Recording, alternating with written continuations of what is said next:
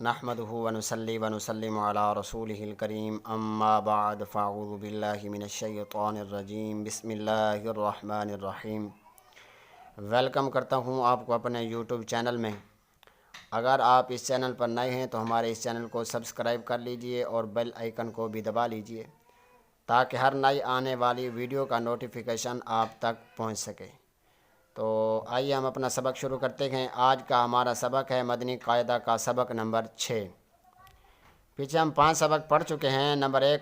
جو سبق نمبر 1 تھا اس کا نام تھا حروف مفردات، اور دوسرا حروف مرکبات، تیسرا حرکات کا، چوتھا حروف قریب الصوت یعنی ملتی جلتی آواز والے حروف تھے، اور 5واں سبق ہمارا تنوین کا تھا۔ تو پیچھے جو ہم 5 سبق پڑھ چکے ہیں وہ سارے سبق یعنی کہ ان سب کا نچوڑ اس چھٹے سبق میں ہمیں یعنی کہ سیکھنے کو مل رہا ہے، ٹھیک ہے۔ تو اس سبق کے جو قواعد ہیں اس کے شروع میں لکھا گیا ہے کہ اس سبق کو ہجے اور رواں دونوں طریقوں سے پڑھیں۔ حرکات، تنوین اور تمام حروف بالخصوص حروف مستعلیہ کی درست ادائیگی کا خاص خیال رکھیں۔ اگر انہوں نے بتایا کہ ہجے اس طرح کریں، انہوں نے ہجے کیا ہے مالکن اس کے ہجے کیا ہیں، تو میں ہجے انشاءاللہ آپ کو نازلہ کا کر کے دکھاؤں گا، ٹھیک ہے۔ تو آئیے اپنا سبق شروع کرتے ہیں۔ بسم اللہ الرحمن الرحیم۔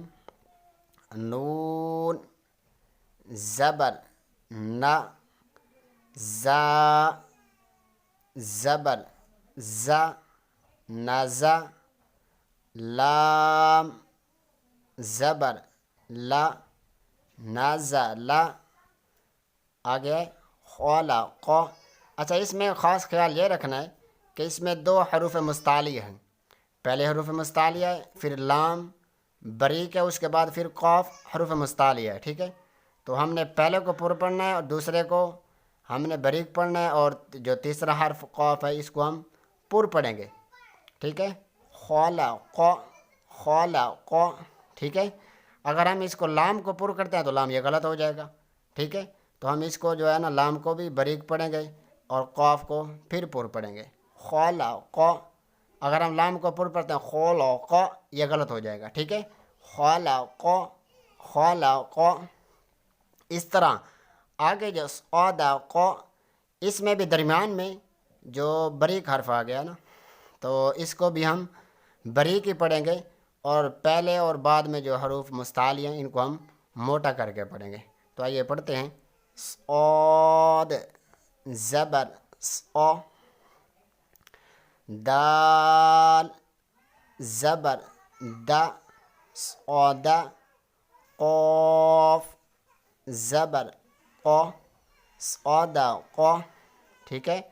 صودا قو، ید کا بلغ، ٹھیک ہے۔ پہلے 2 حروف بریک ہے اور غین حروف مستعلیہ میں سے ہے کیونکہ ہم اس کو پر پڑھیں گے، ٹھیک ہے۔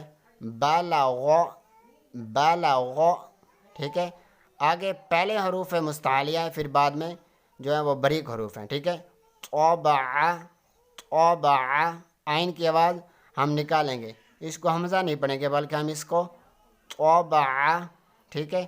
آج کا ہمارا سبق یہ 1 لائن ہے، کل انشاءاللہ آگے پڑھیں گے۔ اللہ پاک سے دعا ہے کہ اس میں کوئی غلطی کوتاہی ہو تو اپنی رحمت واسعہ کے صدقے معاف فرمائے، اور ہمیں صحیح معنوں میں قرآن کریم پڑھنے کی توفیق عطا فرمائے۔ آمین بجاہ النبی الامین۔